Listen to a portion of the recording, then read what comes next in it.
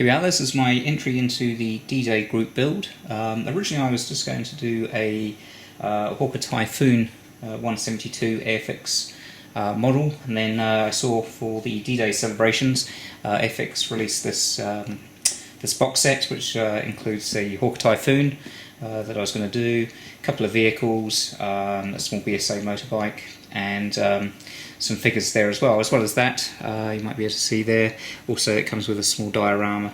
So I'm a complete newbie to this. I haven't been modelling in the last, must be 30 years. I'm in my early 40s now, so I haven't been modelling since I was an early teenager. So this is going to be a little bit of a challenge for me, because I've got a plane, vehicles, a diorama, characters to paint and what have you. But I'm looking forward to the challenge of it. All I've done up to now, since I've got back to it recently, is I've completed a 172 Airfix Spitfire. Not overly ambitious, but ease myself back in slowly. I was going to hand paint all of this, but I've taken the plunge after finishing with Spitfire. I wasn't too pleased with the finish on it, so decided to splash out, because this is something I've really enjoyed doing, and I see it as a nice way to relax. I found it so therapeutic and relaxing to model. So with my birthday coming up, my wife kindly bought me an airbrush, and I bought a little compressor and what have you to kick me off. So I'm going to hand paint the smaller parts, like the figures, probably the motorbike, but the plane and the vehicles I'm going to try my hand at airbrushing. So should be quite interesting. So this is the box anyway.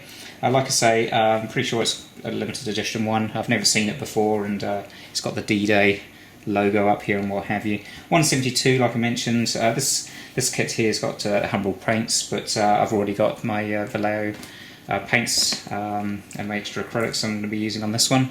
So the back of the box here, like I mentioned, got a BSA motorcycle, a little standard light utility vehicle, a Bedford. It can either be, you've got an option there, it can either be a water carrier or a light truck. I'll probably go with the water carrier, I think. Something a little bit different. I've got the Hawker Typhoon 1B. These, I've done a lot of research when deciding what to do for my D-Day group build, because I wanted it to obviously comply with the rules and be as authentic as possible. So I've actually got some a separate decal set on here, which is definitely D-Day. The research I've done as well, you'll see this has got a red nose cone here. At that stage of the war, they weren't running a red nose cone, from what I gather. They were still sort of sky colour during that period of D-Day, so I'll be keeping it authentic with the colours as they would have had during D-Day. 37 little figures it comes with, probably not going to use all of those. And you've just got a picture of what the diorama should, in theory, look like at the end of it. So, like I say, it's going to be a little bit testing for me, because I've got a few different new skills to learn here. Obviously I've got to gen up on my aircraft building. I've got a couple of ground vehicles, got some little people, and also I want to try my hand at dioramas, which I've never done before. So that's the gift set here, nicely boxed. So what I'll do is I'm just going to open it up now. Let's take a look inside. So just left my model knife in the other room, so this is doing it the old-fashioned way with a pair of scissors. Okay, let's have a look. So, and don't expect an expert review here. This is, like I say, I haven't been modelling for 30 years, so I am a complete newbie, inexperienced, but the benefit of that is you get a complete newbie's view on what you've got here. So apologies if I don't use the correct terminology or anything. I'm just going to call it how I see it a little bit. So first bag I've got here, got a little bag. I've got 3 paintbrushes. Got a size 0, size 4, and sorry, 2 size 0s and 1 size 4 Humbrol Airfix paint. Your typical little poly cement in there, and a selection of different Humbrol colours, all numbered. So that's in the first bag. So here's some non-bagged items. These are the little RAF characters here. I'll just bring these up to carrier at the screen there. Got quite a bit of flashing on all of them. I'm guessing this is probably, I don't know. Looking at the detail on it, it can't be that old. But like I say, quite a bit of flashing around the edge there. I don't know whether you can see that at all. But there we go.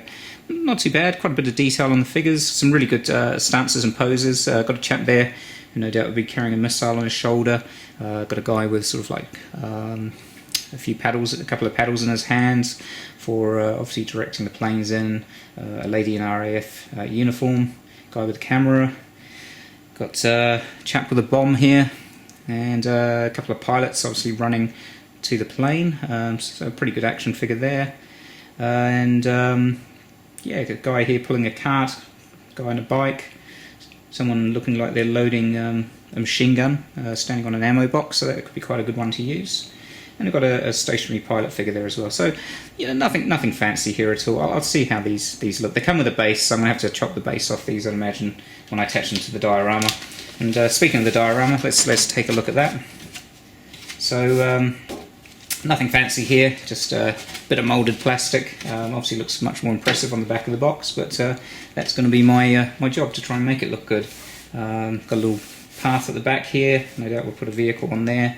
Got the area here that the plane will sit along with the personnel and a couple of vehicles, and opportunity for a little bit of greenery around the corner there. So yeah, not too bad. That's going to be interesting. I've never done a diorama, even when I was a wee nipper. I've never got to do that at all. Before we move on to the destructions, let's have a look at the plastic bag here. So once again, back to the trusty old scissors. So nicely bagged, so two separate bags. So in this first bag here, we've got the vehicle, so I've got a little BSA motorbike. Yeah, looking at that, really impressed with the detail on that. I don't know whether you can see that. What I'll do is I'm going to use a trick that I've seen Lee use before in his videos. Just notice I've got a bit of black background here. I don't know if this is going to help at all.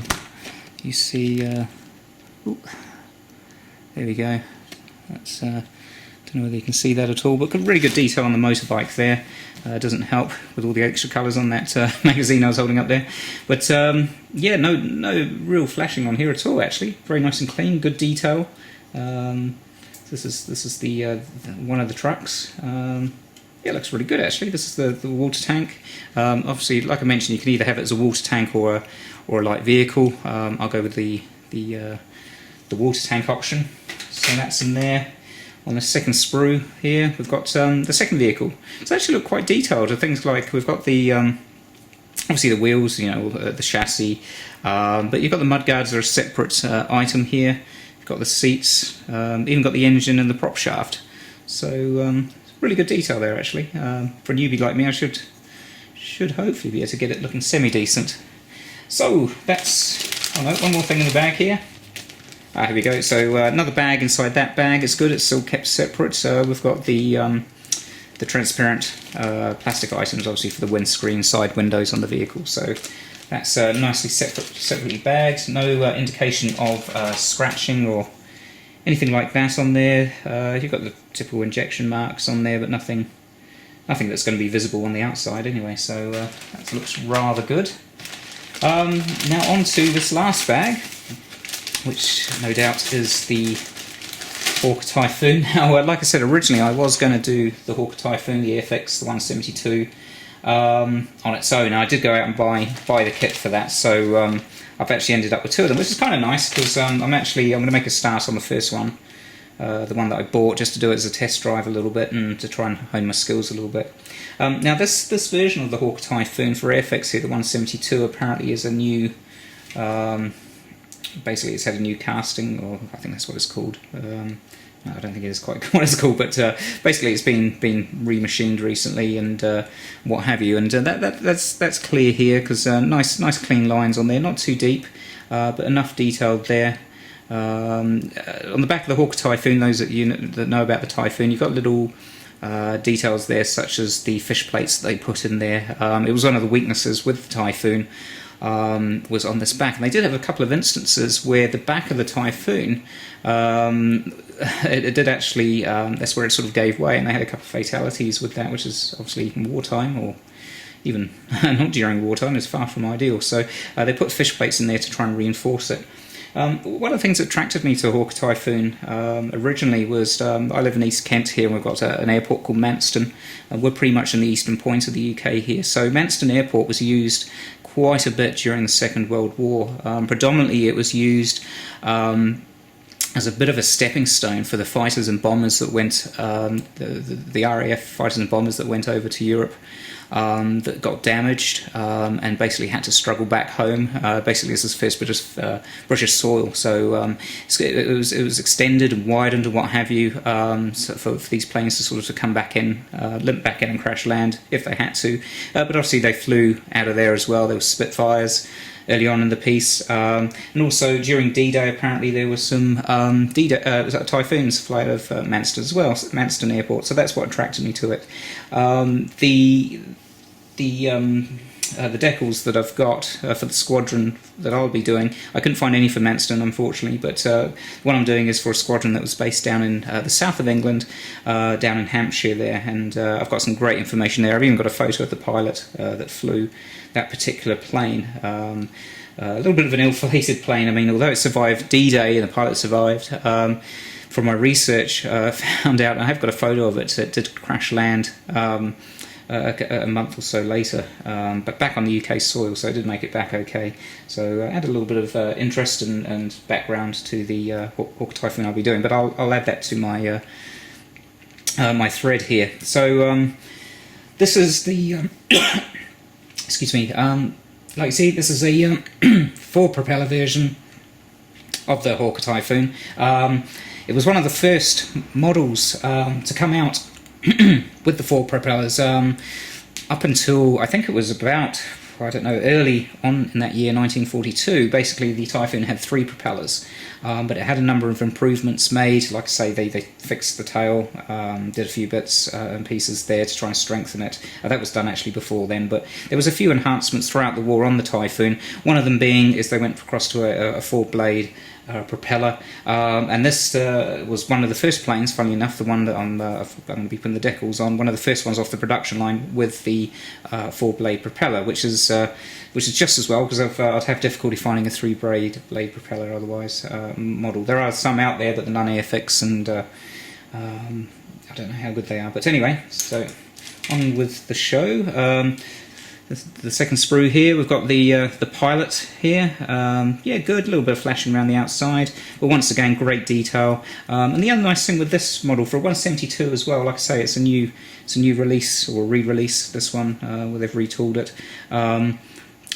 For a 172, it's nice because you can open up the hatches on the top of the wing and actually see the machine guns along with the casings, the ammunition cases inside. So nice option there, especially it's not the type of thing I've normally seen from Airfix with their 172s, and great detail there on the machine guns that come out the front. The pilot's got a reasonable level of detail on it, certainly a lot better than the Airfix kit I just did from Airfix. That was definitely a very much an early release, or an early moulding on that one, because very poor detail and just generally a bit crappy in detail in total, to be honest with you. Especially when I compare it, for example, to the underside of the wings here. This has got so much more detail to it. Different depths of lines there, to obviously indicate, like the flaps or the ailerons on the back. Well, sorry, the flaps on the back there. And this particular model here, you can choose whether you have the missiles. The Hawker Typhoon was well, it started off as an interceptor, but it failed miserably as an interceptor, and it was going to be scrapped. But there were a few fans of it, so like I say, it was plagued with problems pretty much through its whole life. But it had a massive engine at the time. It had one of the largest engines, and the Germans bought out the Fokker. I think it's the 190, could be wrong there, the 190. And basically, at the time, the RAF didn't have any other plane that could match it for speed, apart from the Hawker Typhoon here. And as a result, it was kept on, and its role was changed slightly because it had this massive motor on it. It was capable, and because its wing configuration, it was actually possible. It was actually able to carry very heavy loads, and so as a result, they increased the amount of the payload it had underneath with the bombs. They increased it right up and what have you, and some of them were fitted with the missiles. It was generally an either-or, though apparently some squadrons did have a mixture of both, but generally what you found from what I've read is that a squadron would either generally specialise in the missiles or the bombs, though some did do both, but generally it was one or the other from what I gather. So once again, nice clean mouldings there. The last sprue here, got the top of the wings and what have you. Got the wheel covers, and also I've got the I don't know what you'd call them. Basically the bits that the the missiles hang off of. I'm sure they've got a name that avoids me at the moment. And then within that bag, as with the first one we saw there, we have the hood, the canopy. Only one option here. This has got the bubble cockpit here. Originally, this started off with the side door with the early versions of the Typhoon, but that was no good. The pilots absolutely hated it apparently, and they bought this sort of like this bubble bubble version that's very similar to the one on the Spitfire. Incidentally, now looking at the plastic here, unlike the Spitfire model that I've just completed that I mentioned, that was terrible, thick plastic on the canopy and you couldn't really see through it. So all that time I spent painting at the pilot was completely a waste of time because you can't see a damn thing in it now. This is actually quite nice and clear, and it's nice clear moulding, so that is very good. So moving on, last thing, we've got the instructions. So D-Day Assault Kit, bit of blurbage there. British and French, but a little bit there, not too much detail or anything like that. You've got all the different European languages, so it looks a lot, but there's not actually a lot of wordage there at all. Some safety information. So really, this is the only information you get given on the background of the vehicles, or this is more actually just about the D-Day itself. So not a lot of info there. Instructions. Not bad. These actually match, at least for the Hawker Typhoon, the ones that I picked up in my standalone Hawker Typhoon box that I opened the other day and had a look. Yeah, really good. Not too bad. For that part there, we've got how many steps? 18 steps in total. So nothing too taxing, but for a newbie like me, it's good. It's going to be good. It's going to be a challenge, and I get to try out my new spray gun, which I really look forward to. Got some decals here. Yeah, they're the same ones that I had in the other box, pretty much actually. I think these are a little bit different because they've got the extra the D-Day markings there. As well as that, we've got some decals for the Bedford truck and also the Tilly, as they call it, there as well. So a little bit for the dashboard. Nothing amazing there. No real great detail. I don't know if you can see that.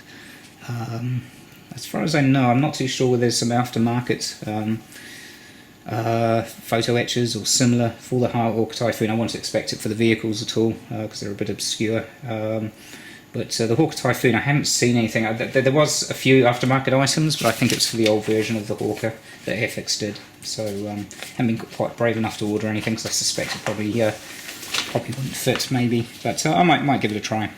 So basically, the markings you get here are for the China-British Squadron. June 1944. So this is one of the planes that did fly during D-Day.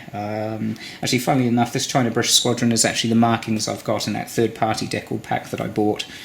This particular plane makes a feature there as well. But like I say, I'm doing this other squadron that was based in Hampshire.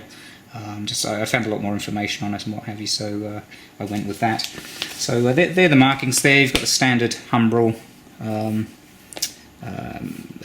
paint matches there. Like I say, I'm not going to use Humbrol at all. I'm going to be using either Vallejo or the extra acrylics, probably extra acrylics, although I've never used those before, but I did order them and they came in today.